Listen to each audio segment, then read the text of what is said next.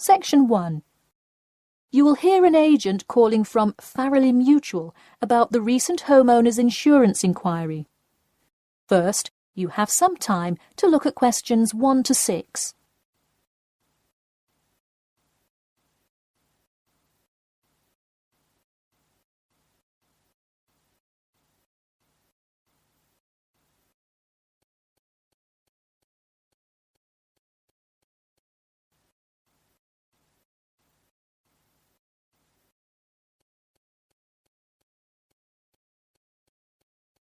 You will see that there is an example which has been done for you. On this occasion only, the conversation relating to this will be played first. Hello. Yes, I'd like to speak with Janet Evans, please. Speaking. Hi, Miss Evans. This is Jim Rodriguez, calling from Farrelly Mutual about your recent homeowner's insurance inquiry. The man says that he'd like to speak with Janet Evans. So, Janet Evans has been written in the space. Now we shall begin. You should answer the questions as you listen, because you will not hear the recording a second time. Listen carefully and answer questions 1 to 6. Hello. Yes, I'd like to speak with Janet Evans, please. Speaking. Hi, Miss Evans. This is Jim Rodriguez, calling from Farrelly Mutual about your recent homeowner's insurance inquiry. Yes, hi. Thanks for returning my call. My pleasure.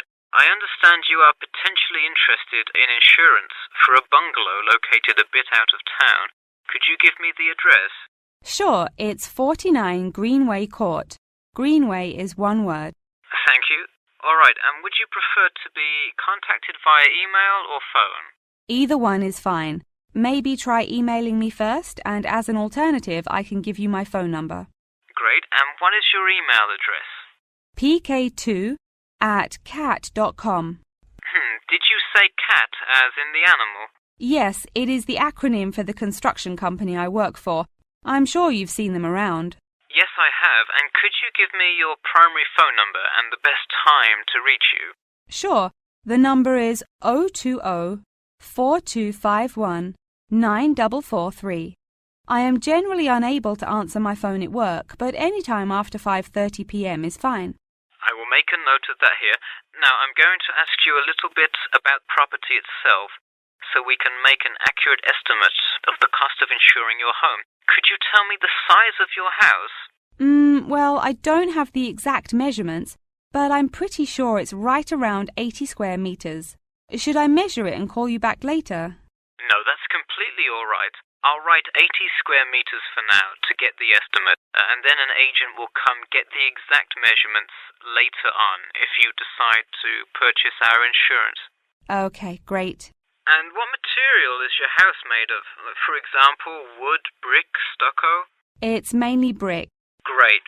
That will give you a lower rate than most of the materials, since it is so strong. Wonderful. And do you have any sort of home security, Miss Evans?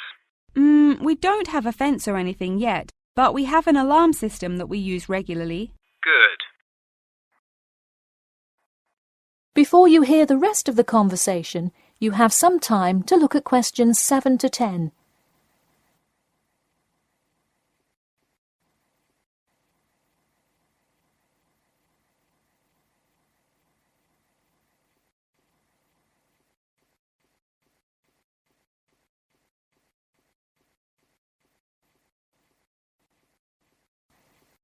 Now listen and answer questions 7 to 10. Now I'll go through a number of things we offer coverage for, and I'd like you to tell me which items you want your policy to cover. Okay. We'll start with the building itself first. Would you like us to cover incidental damage to the structure to your house? Absolutely. Splendid. And the contents inside your house? We usually cover all items with an appraised value of about £200. Would you like us to cover theft and damage beyond natural wear and tear? I will let you know that the second option here will come with a considerable increase in your rates. I think I'd just like the contents of the house to be covered against theft then. All right, and would you like any other insurance? Fire, flood, etc.? Yes, I definitely want flood coverage. It rains a lot here and the drainage system in the area is not the greatest. Okay, I am calculating your quotation now. It will just take a second. It looks like your annual insurance rate will be £148.30. Thanks, that seems somewhat reasonable. I would like to take some time to think about it. How long does it take to begin receiving coverage after signing up? It depends on the time of year. It can take anywhere from 2 to 6 weeks. I would say if you sign up by July the 1st, you could start your coverage by August the 1st. I see. Okay, thanks for your help. Should I call you back at this number when I have made my decision? Yes, please. And so that we can look up your account faster, I'll give you a reference number that you should provide when calling. Ready? Yep. It's TR278Q. Got it. Thanks. Thank you, and have a nice day. That is the end of section 1. You now have half a minute to check your answers.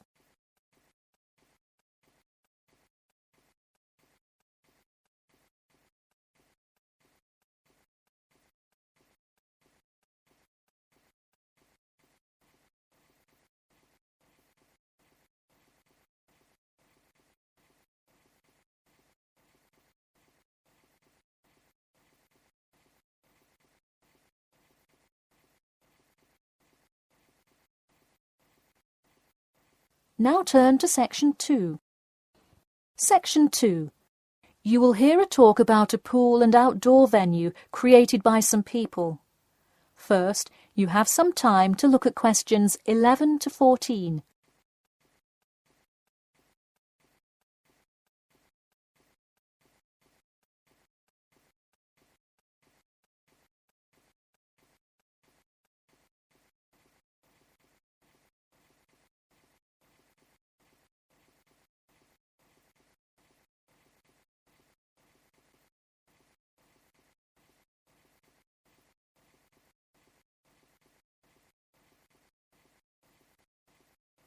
Now, listen carefully and answer questions 11 to 14. Hey, if you're just joining us on WKPX The Sound, welcome. We're here in the studio with Matt and Cam in the morning, and this morning we're talking about keeping the kids occupied on summer vacation. Folks, there's a new kid in town in the world of summer fun. Get ready for the Pool of the People, a pool and outdoor venue created by, that's right, the people. Scheduled to open in November, the ideas for everything from the design of the pool right down to the items sold in the snack bar have been decided upon by a sample of 1,050 members of the public. The public selected 2 top proposals from over a dozen created by renowned architect Ned Mosby, and the final design is truly something else. The pool is shaped like a fishbowl, sinking down into the ground. And there's, you guessed it, a real live fish tank in the center. It's certainly the center of attention in the Bridgewater area. Now, you are probably wondering how much an extravagance like this must cost, right? Well, have no fear. At just £15 for adults and £10 for kids, it's an affordable way to entertain the kids in those dog days of summer. The only problem now is the possibility that it will in fact become too popular. The pool is only so large, so swarms of people coming to enjoy it may cause quite a crowd in its first summer of opening. There will be an opening party for a select audience, and in line with the pool's mission, the people have decided on all the arrangements. They collectively decided on actress Rebel Wilson to host in the festivities scheduled for later this month, and even dictated the playlist by ranking their top 10 songs from a list of hundreds. There is some discrepancy, however, on the sculpture design for the foyer at the entrance. The people elected a jellyfish sculpture to greet entering visitors, but given last week's vicious attack by a box jellyfish on a local youth, coordinators fear it will bring too much fear to patrons. Before you hear the rest of the talk, you have some time to look at questions 15 to 20.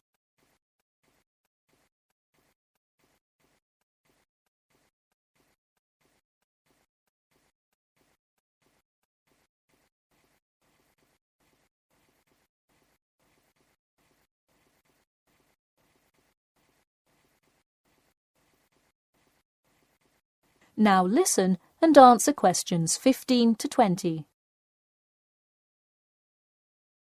The theme of the clubhouse is set to be International Waters, with a different section representing each continent, designed by the legendary local artist Roberta Annuzzi. Representing Asia in the reception area will be a mosaic made up of prominent animals indigenous to the continent. A camel, a panda, and the Siberian white tiger, to name just a few. In the West Lounge, feel the cool, icy vibes of the transantarctic mountains of Antarctica. Makes you cold just thinking about it, doesn't it? Just seeing a wall with a mural of the glacial mountains is almost enough to cool you off on a December afternoon. Almost. Why not make the trip to the pool a social studies lesson at the same time? The theme in the ladies' lounge room for Africa may not be what you expected. A safari? Drum music? The Nile River? No. Did you know that Africa was home to the first jewelry? I sure didn't. By contrast, as you may expect, North America's theme for the card room is as modern, even futuristic as it gets. Annuzzi created for North America a sort of absurdist print, interestingly juxtaposing the moon landing of 1969 with an abstract depiction of humans living on Mars. Seems to me like an interesting commentary on the future of space exploration. And in the men's lounge room, the ancient forts of Sparta, Rome, Greece, and other European civilizations fittingly exhibit the strength and combatant characteristics of these societies. Finally, the cafe and breakfast room area is an enchanting round room that draws all attention to its center, where there is a strikingly realistic sculpture of a volcano. The delicious food may actually be only the second most exciting part of this room, in comparison to the 9-foot statue, complete with brightly colored molten lava to characterize South America. Honestly, it is like a museum visiting each room of the clubhouse. Why not make the trip to the pool an educational one for the kids? We're going to take a quick commercial break here at WKPX, but we'll be back in 10 with more on what's touted to be the summer's hottest place to beat the heat. That is the end of section 2. You now have half a minute to check your answers.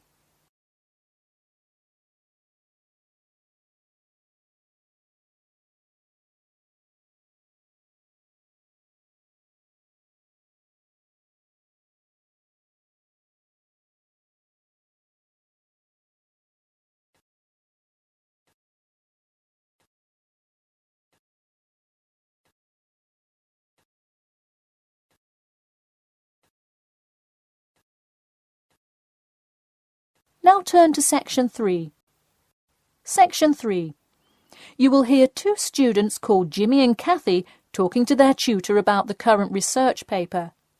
First, you have some time to look at questions 21 to 25.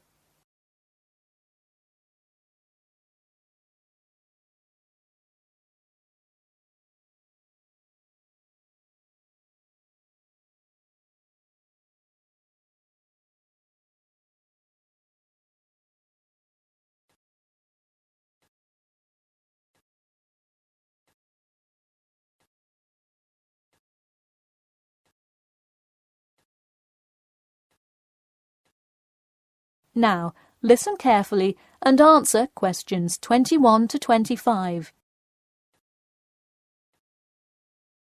Before we start, Jimmy and Kathy, thanks for coming in today to talk about your current research paper. Well, I will also give you some suggestions for your future presentation later. That's great. OK, I've read the introductory chapter, and so far I like where you're going with your research, you two. Thanks. What did you think of the procedure section? I haven't got there yet. I'll get to that and the results and discussion section in a bit. Oh, if you haven't read the rest, are you just saying you like the introduction? No, the layout is really well done. You have each section clearly marked and have the header and footer perfectly formatted, and your title page is right on the money. A lot of students have trouble with that one. To be honest, we did refer a lot to the example we received in class. That's good to do for spacing and layout, as long as you're not also copying the information. The background information is a little sparse, though. You may want to add to it. You think so? I was more worried about whether I had enough data. You definitely need more background information. I would think about finding some more online articles or doing more research in the campus library. That's a good idea. We can go tomorrow. I find it too tough finding the subject matter in the online journal database. I also like being able to flip through the physical journal as opposed to trying to scroll down on a computer. Me too. Oh, I almost forgot. I've included all of my citations in the abstract, but could you help me with the bibliography? I should be using a bibliography, right? Not an appendix. Sure, I can help with that. Yes, for this type of scientific research paper, list all sources that you cite in the body of your paper in a bibliography. Go to the website I gave you last time to see the exact way to list each source. Okay, thanks. I'll do that. We still have a lot of things to fix up. Yeah, but there's a lot of good stuff here to work with. So enough about the paper. How is the presentation going? Well, it's all right. I'm going to go try out the new presentation software while Jimmy's working on the bibliography. Yeah, we are hoping to make an animation of an actual pump, but still have a lot to learn about how to do that. Before you hear the rest of the talk, you have some time to look at questions 26 to 30.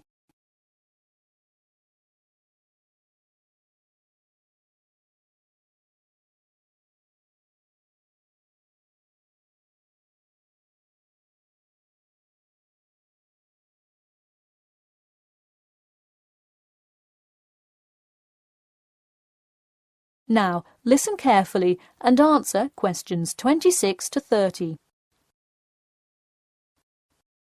Who would have thought before we started this project that we would be able to recreate the motion of a pump?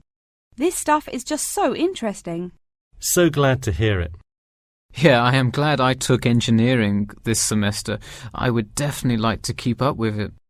You know, there's an organization called the Machine Engineer Society. You should look into joining it. You'd need to score well in your engineering class to qualify, but I think you can do it. Interesting. I will definitely check it out. I would really like to get in contact with some professionals in the engineering field to find out more. I don't really know anyone in the field now, though. I think if you keep meeting people in your classes and professors, you'll be able to get in contact with some really helpful people. Well said, Jimmy. If engineering pumps is something you both are specifically interested in, make sure you stay up to date on new developments. In fact, you could visit the local water treatment facility periodically to see what new developments are going on. That may be a good way to get some practical experience. Well, I don't think they would let you handle any equipment by just visiting the facility.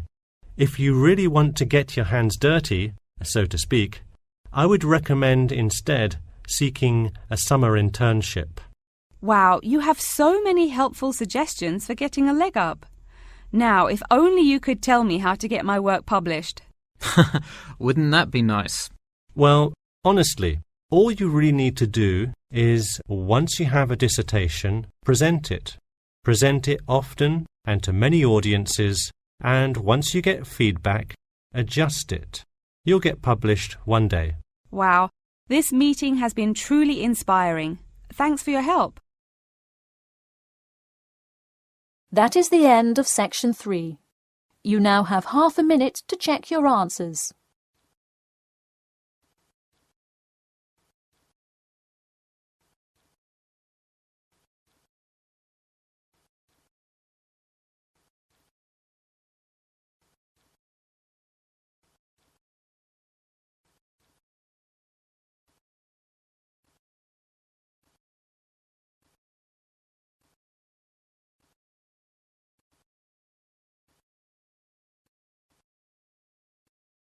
Now turn to Section 4. Section 4. You will hear a talk about amber, the formation of amber and its applications in different fields. First, you have some time to look at questions 31 to 40.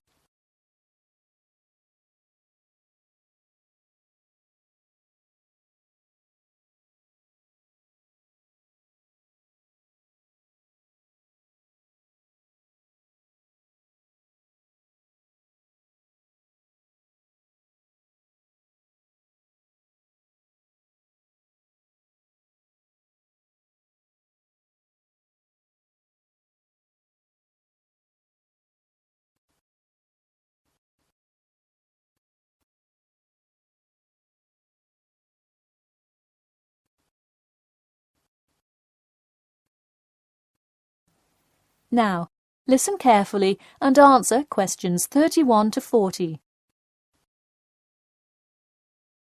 Tonight I'm going to present an overview of the research on amber.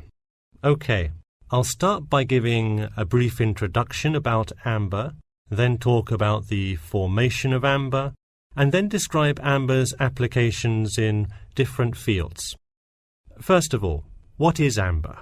Amber is not a stone, but is ancient fossilized tree resin, which is the semi-solid amorphous organic substance secreted in pockets and canals through epithelial cells of the plant. And why is resin produced? Although there are contrasting views as to why resin is produced, it is a plant's protection mechanism.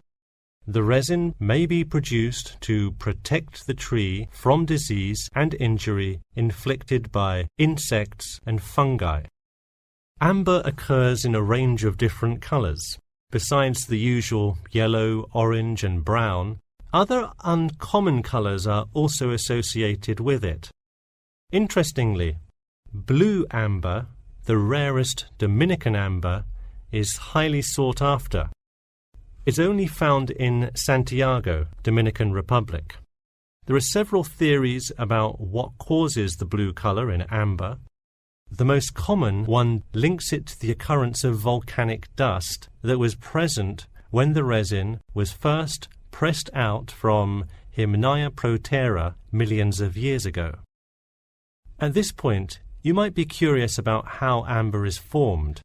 Molecular polymerization resulting from high pressures and temperatures produced by overlying sediment transforms the resin first into copal. Sustained heat and pressure drives off terpenes and results in the formation of amber. Copal, that I've just mentioned, is also a tree resin, but it hasn't fully fossilized to amber. More generally, the term copal describes resinous substances in an intermediate stage of polymerization and hardening between gummier resins and amber.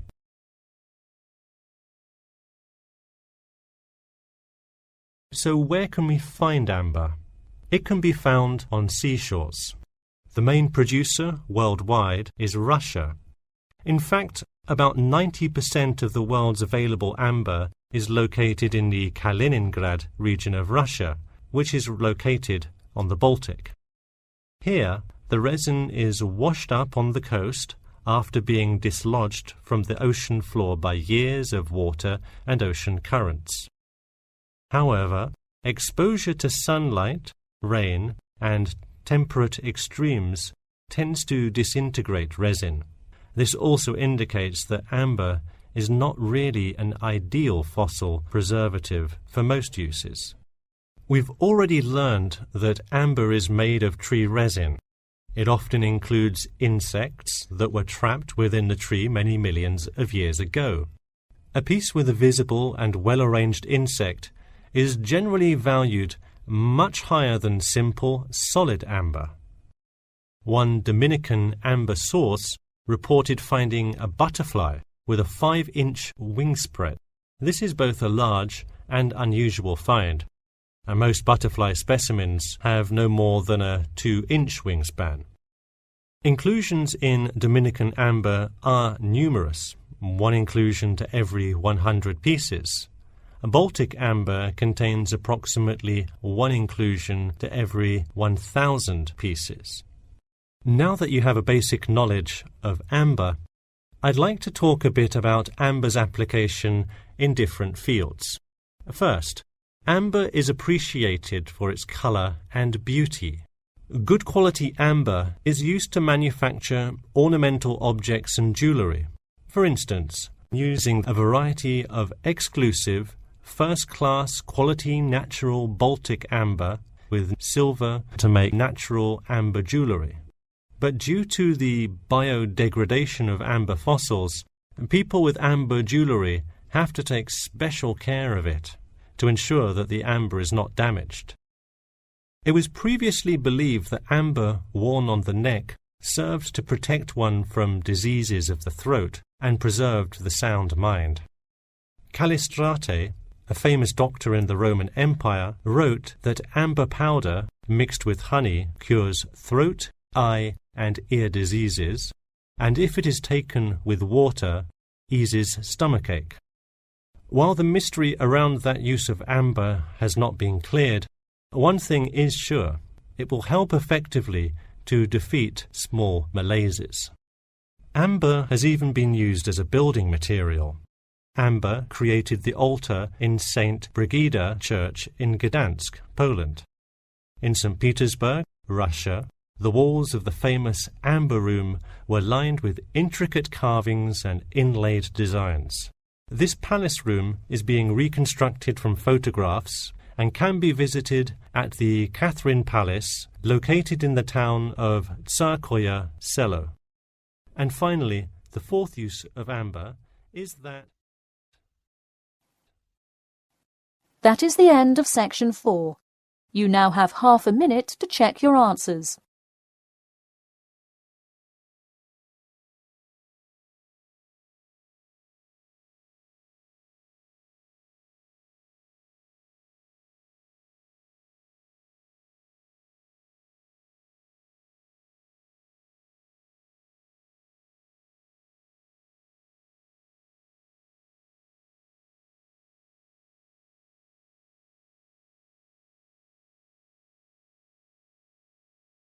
That is the end of the listening test.